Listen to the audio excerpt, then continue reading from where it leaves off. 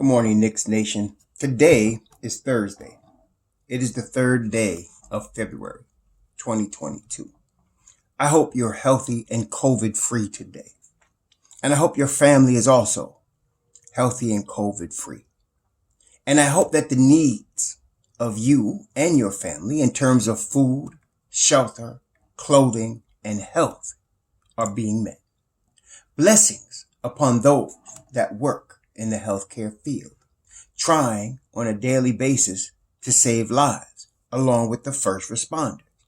Blessings also upon those that pick up garbage, to keep streets and sidewalks clean and disease-free. Blessings upon those that make deliveries for our convenience in all kinds of weather. Double blessings on those trying to help and rescue the victims of child prostitution, of child pornography and pornography, the victims of child molestation and pedophilia, the victims of human trafficking and sex slavery, and double curses on the profiteers and the perverts who traffic in this human misery. Finally, blessings upon those that are homeless. 600,000, nearly 600,000 men, women, and children on the streets of the United States in February, and millions around the world in similar or worse conditions. Blessings upon them, for theirs is the kingdom, and on those trying, even in a little way, to help. There was a basketball game last night. Our New York Knicks got beat at Madison Square Garden by the Memphis Grizzlies, 120-108. This game is pretty much indicative of the season for the Knicks right now. They started off slow, down 8 in the first quarter, down 12 at the half. Down, but reasonable. They actually played much better than, most of the season in the third quarter. They were outscored by 1 point in the third, and they outscored Memphis by 1 point in the fourth. But it's indicative of the season. Start off slow, make a comeback, but don't quite get there. That's pretty much the season for the New York Knicks. Few things. This pretty much, to me, verifies, because now they're going on the road. Now, they may beat the Lakers Saturday night in LA. That just tells you how bad the Lakers are playing. They may beat the Lakers. They might. Then again, they might not. But they have a chance to beat the Lakers on Saturday night. But after that, it's going to be pretty rough going for the Knicks. Now, last night's game, for example, this is indicative of the issues we've been having. So we gave up they gave up 120 points. Okay. Oftentimes Mitchell Robinson has to guard two players. This has been going on all season. It's not new. Okay. And I know some of you are frustrated like I was. I'm not anymore, but I was, because it seems like Thibodeau don't change anything. But now I have a much better understanding of what's going on now. So I can see what's happening. So I'm not as frustrated with him. But, MitchRobs guarding two guys. He's got Steven Adams, who's one of the strongest players in the NBA. Okay.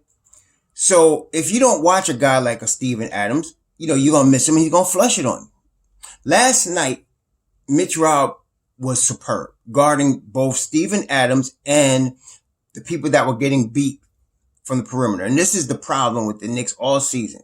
The perimeter defense has been bad, very bad. Last year, we had really good perimeter, particularly in the second half of the season. But this year, no.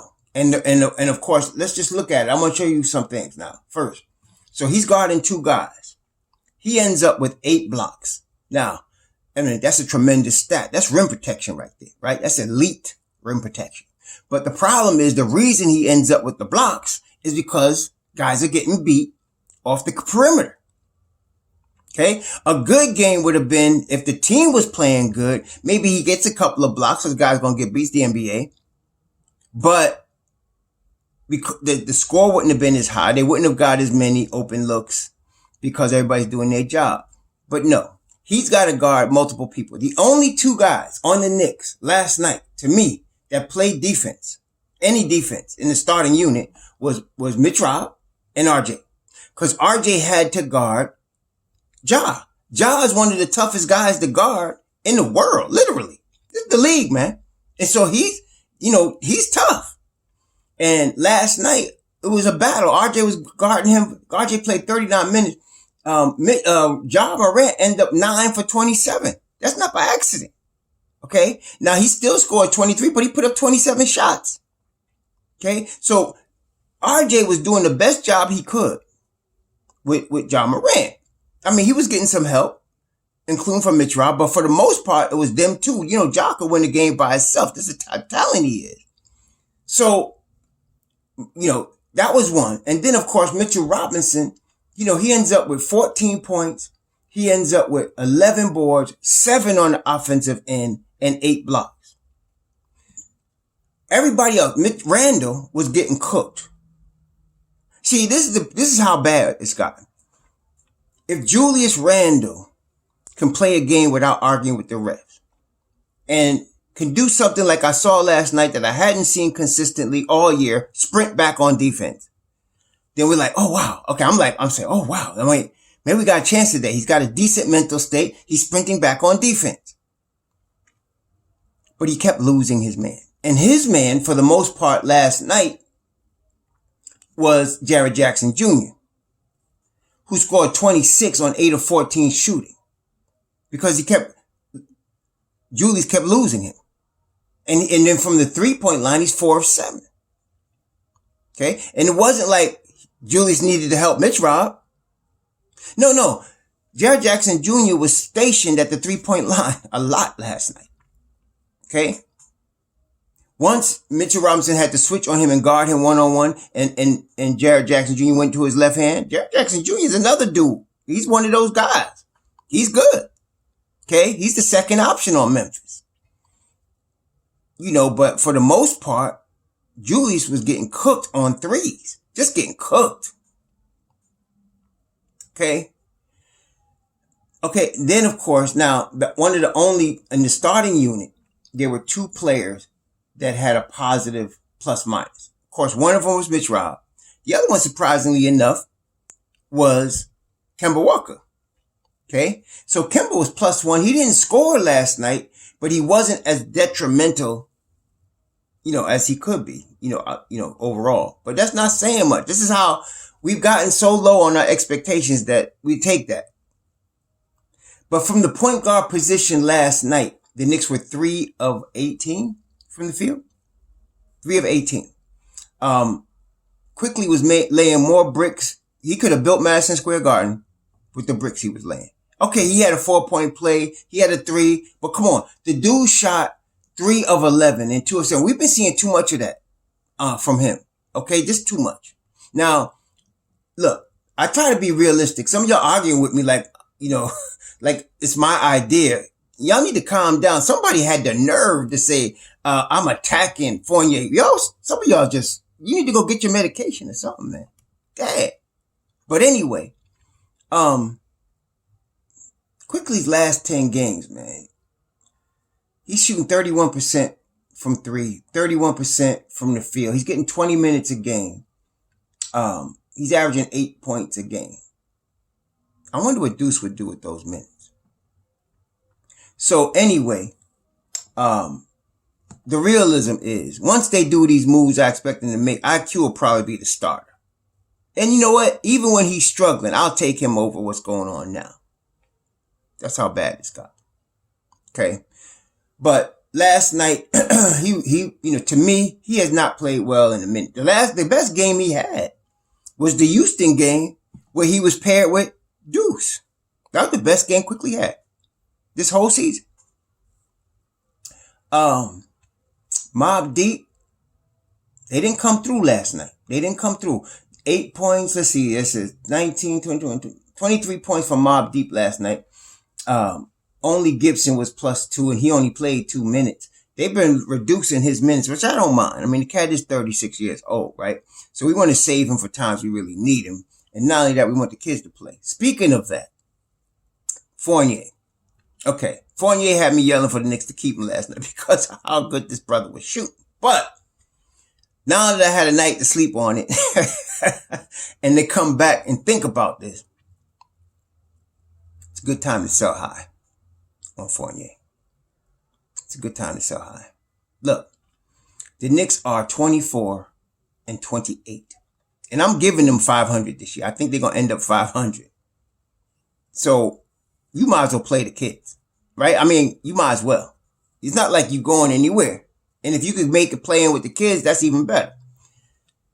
I think we should sell high. The cat is shooting the lights out. He really is. He's shooting the ball the best that we see. He's shooting like that.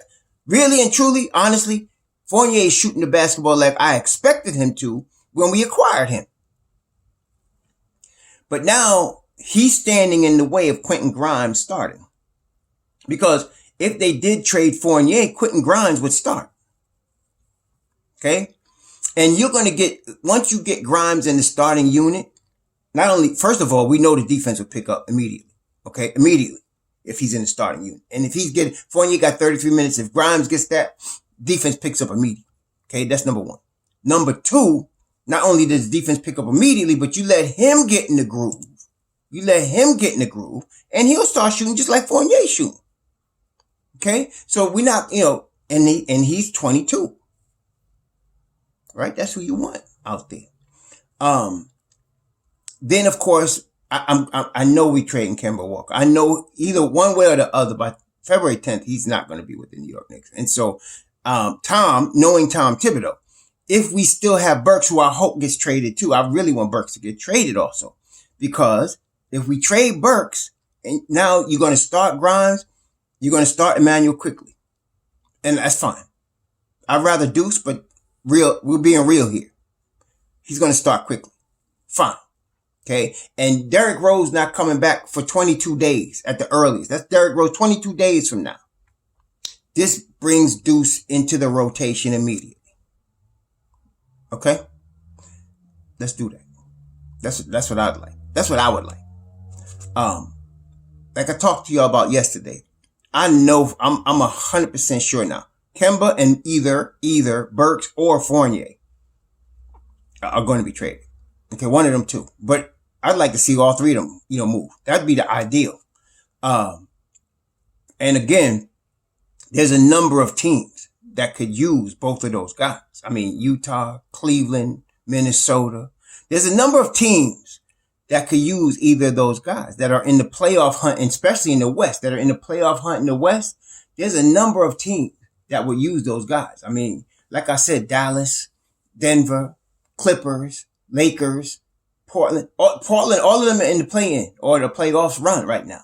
They could all use one of those two guys. Okay. It's just the money. So Burks, as I said, is the easier guy to move. 9 million could be moved in this league very easily. So he could get that. And either really Utah and Cleveland are the two teams. Now there's a lot of guys that are available at this time that they looking at. So I don't know. It's, that's Leon's job. It's not my job. It's Leon's job. I could tell you what's out there, but Leon really knows. So he's got to move at least one of these two guys, but I'd like him to move both of them. Now, y'all got to remember, this is Tom Thibodeau we're dealing with. So he and Leon, listen, I've been telling y'all this all year. They got to work stuff out between the two of them. There's compromises that got to be made. Leon is obviously, you can see by the roster, he's focused on the future. Tom is always focused on the next game and winning it. Period. Next game, winning. That's it. That's how you look. And to him, veterans, as you know, are the most important thing. They're just as important as air for him. The veterans is life to Tom Thibodeau, right? So Leon's got to manage that so that he can manage Thibodeau. And he could do that. So the question is, how much of a compromise we talking about? That's what we're dealing with. So Kemba's gone, and both Tom and Leon will agree on that. The next thing though is Burks and Fournier. That's what you're dealing with. Okay, because look, you gotta be real. I mean, you gotta be real here. Randall's not going nowhere. As much as, a lot of us want to see him traded or whatever, he ain't going nowhere. He's going to be here after this trade deadline. Now, the summer, that's different. We'll deal with that then, though. Right now, we got to think about what's going on now. Randall's not going anywhere by February 10th. He's going to be in New York, Nick. I would be shocked if they traded him. MitchRobs ain't going nowhere. I think I figured out what they're doing. When I found out about the Jalen Brunson situation in terms of Dallas saying they're not offering him the $56 million right now because they know he's going to get paid more. They can match. He's a restricted free agent. So they can match any offer he gets. And that's what they're going to do. They're going to let the market dictate what he's worth. And they're going to match it. Okay. The Knicks are going to do the same thing with Mitchell Robinson. They may have already offered him a contract, and he's smart enough to say, let me see what the market offers me. Because Mitch Rob may very well get more than $56 million. Okay. But we're going to see. So I'm not worried about Mitch Rob either. They keeping him. Okay. And then, of course, RJ staying too. So you know those guys are fixtures. They're going to be here. After that, though, if you really want Cam to get some minutes, you got to lose Burks and you got to lose Fournier. One of them got to go. Both of them should. Just subtracting Kemba does not give Cam minutes. And some of y'all really need to get off that NBA 2K. Cam Reddish is not a point guard. Just because somebody think, oh, he played point guard in high school. So did Anthony Davis. You think he can run the point for the Knicks? Some of y'all really. Come on, baby. No, Cam is not a point guard. He's a wing. Okay. And he could play some 4 for small time, small stretches of time in small ball, but he's a 2 or a 3. All right. That's what he is in the league. That's where you're going to get the most out of him. Right. So if you just subtract Kemba, all you're really doing is making Alec Burks the starting point guard. That's all you're doing. So we need another guy to go. Okay. As they say in Sopranos, somebody's got to go. Right. So we're dealing with Burks or Fournier, right? That's what you're dealing with. So, like I said, in order for Cam to get minutes, if you want to see him get the maximum minutes he could get with Tom Thibodeau right now, you really need to lose Fournier. Because then Grimes starts, okay? And Cam moves into the rotation because you will lose Kemba, and then if Burks is on the team, he's starting at the point guard. I know it's crazy, but I'm just trying to be real with y'all. That's what he's going to do. That's what Kid's going to do. So then Cam would move right up into the second unit, Mobb Deep with Obi and IQ. That's what happened. All right. I hope they do it soon. And the thing is that I'm still in the back of my mind. I have to be honest with you, Knicks Nation, that there's a small chance, and I mean very small, that the Knicks trade Julius Randle, because the Cam Reddish move was done 2 weeks ago. So I'm like, why are they waiting so long to get these other moves done? But Leon is, first of all, what we know about Leon Rose, what y'all need to understand, he ain't, like we used to say, he's not taking no shorts. What do I mean by that? Every trade, he's trying to get something back. He's not giving away nothing. So all of these cats, he's trying to get picks for. He ain't just giving them up. This dude's a mess. And we've seen him do it already in the past. I mean, he turned Dennis Smith Jr. into Derrick Rose and a pick. Right? Y'all need to understand this man's work. So I know that he's working the phones and he's trying to get something aside from just give up the play. We don't need players.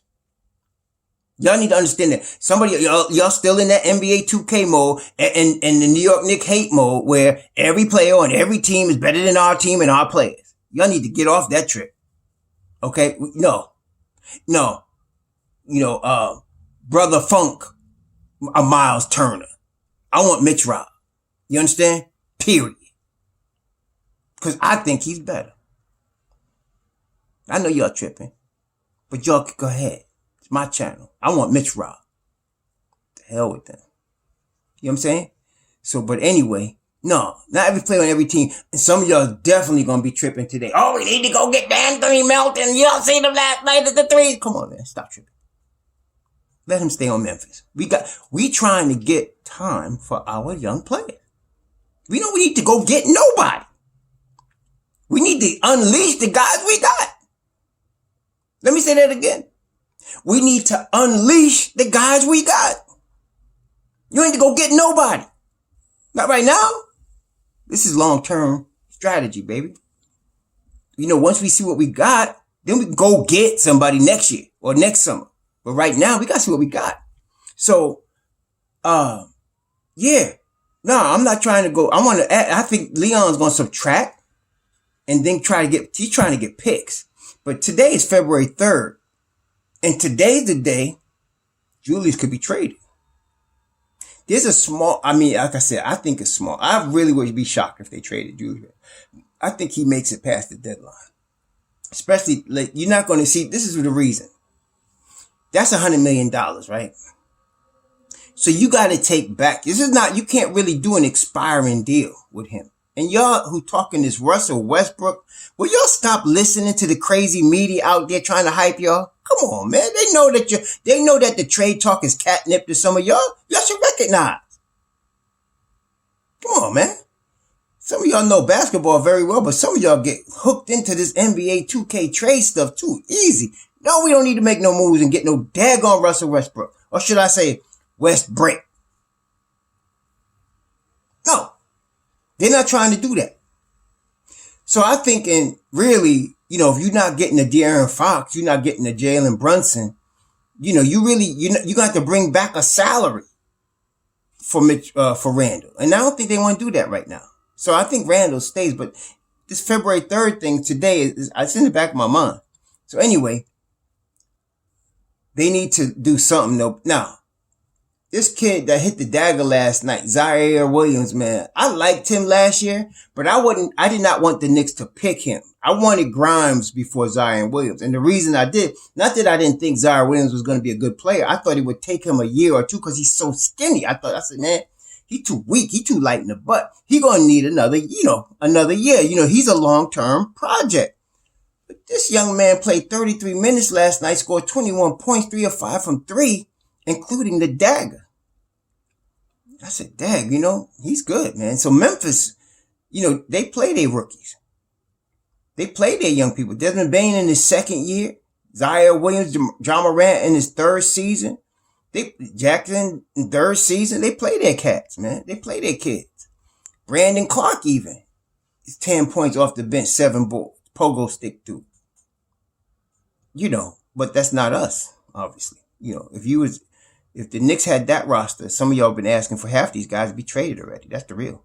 But anyway, they were good last night. That was a good team. They're third in the West. Okay. So, we didn't think the Knicks were really going to beat them unless there was, you had to have a Julius Randle play top of his game. You had to have RJ have the offense run through him. You had to have Mobb Deep do their thing. All of that need to happen for us to win the game. And obviously, I think we got 1 out of 3 because RJ played a good game last night. He didn't shoot well from 3, but he was doing, like I said, he was guarding John Morant all night. That's no joke. That's a lot of energy right there. So it has an effect on you offensively when you got to guard a guy like that. So anyway, we're going to make some moves. The sooner the better. Okay. The sooner the better. I'd like to see the moves made as we embark on this West Coast trip. I would like to see something happen between now and Saturday night, to be honest with you. I would like to see somebody not be on the team between now and Saturday night. I would like to see that. Somebody, one of them 3 guys, Kemba, Fournier, or Burks. Like I said, Fournier's killing. He's a sell high situation. You see, it's like this, man. Like people in the stock market, right? I used to work in the stock market. So when you have a stock that's high, that's exactly when you sell it. When it's low, you buy it if you think there's value in it, right? But most people are so emotional about the stock market, they do exactly the opposite. They sell when it's low and they buy when it's high. Okay. But the sharp guys, the guys that make money in the market, they will sell when it's high and buy when it's low. Okay. So here we're in a stock that's trading at a high price right now in Evan Fournier. We got a guy that's undervalued in Quentin Grimes. So it's now sell high on Evan Fournier and buy low on Quentin Grimes. Okay, that's how you do it. That's how you do that. So now is the time. Okay, Burks is Burks. Burks is not a superstar. Burks is a fourth quarter guy. Somebody said, well, you compared him to Dennis Johnson. Yes, because I mentioned Dennis Johnson. Don't trip. I'm talking about Dennis Johnson from the Boston Celtics at the end of his career. It wasn't the same. Dennis Johnson was a superstar in Phoenix and a superstar in Seattle. Okay, but when he got to Boston, he was at the end of his career. But he was smart, fourth quarter, money, and that's Burks. Okay, he's end of his career, Dennis Johnson. So he's not a superstar, right? He's limited what he could do. He's versatile, right? So we can get something for him at $9 million. All right. So let's do that. I'm looking for some moves. I want to see Cam Reddish. I want to see him get at least the minutes that Burks is getting, or if not more. I'd like to see our boy Obi get more. He only played 11 minutes last night. Obi, Obi is energy. And, he was 1 of 4 from the field, 0 of 2 from the line. He can't always get in that rhythm, especially when he's trying to focus on the defensive end, which he was doing last night, trying to help. He only played 11 minutes. Nerlens Noel played 16 minutes. He was minus 15. He was pretty much worthless last night. And so he might be traded too. But Nerlens Noel is only going to open up possible minutes for Jericho Simpson. And I don't mind that. I don't know a lot of y'all don't mind that.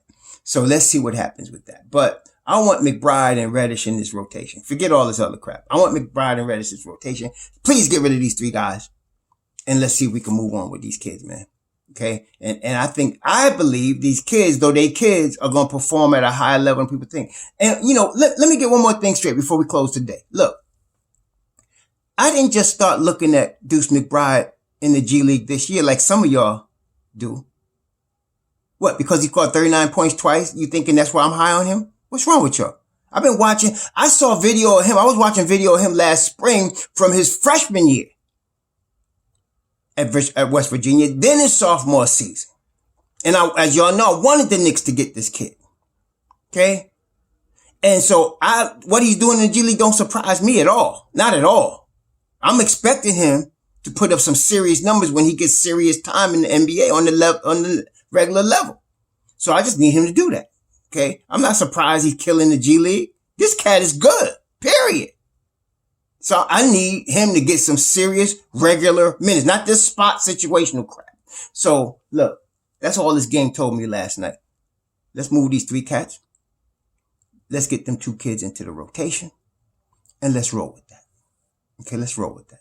All right. So I'm hoping by Saturday night we see a move. Somebody. This will be the start of something. They did not get Cam Reddish to have him getting DMP CDs. Okay, that's Okay, so Leon know what he's doing. I just know that he's Leon, and he's trying to get some picks back for each of these guys. He's not, y'all thinking he's trying to give away picks. He is not. He's trying to get something back. He's going to the guy that can get him something back for each of these guys. He wants it 2nd round or something. That's what he's looking for. All right.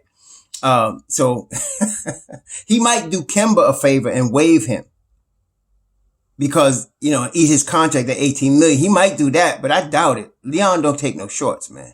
So, that's what I could see him doing Kemba a favor because then Kemba could connect on a minimum contract with a playoff team that's got a chance to win it all, right? But knowing Leon, he's trying to get something for that. But nah, I need to get Cam Reddish and Deuce McBride in this rotation. And I need these 3 cats to go. So let's see what happens between now and Saturday night. Like I said, you're going to see the same lineup Saturday night unless Kemba's knee is bothering him and he says he can't go. You're going to see the same lineup. You're going to see the same thing. That's what's coming. But the Lakers are so bad right now that we might even have a chance to beat them like we did the Kings the other day. Okay?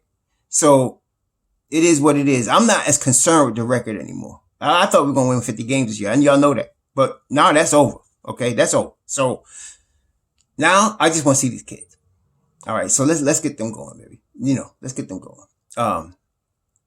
Let's see what Leon does. We're gonna see. We're gonna see soon. But anyway, it's Thursday.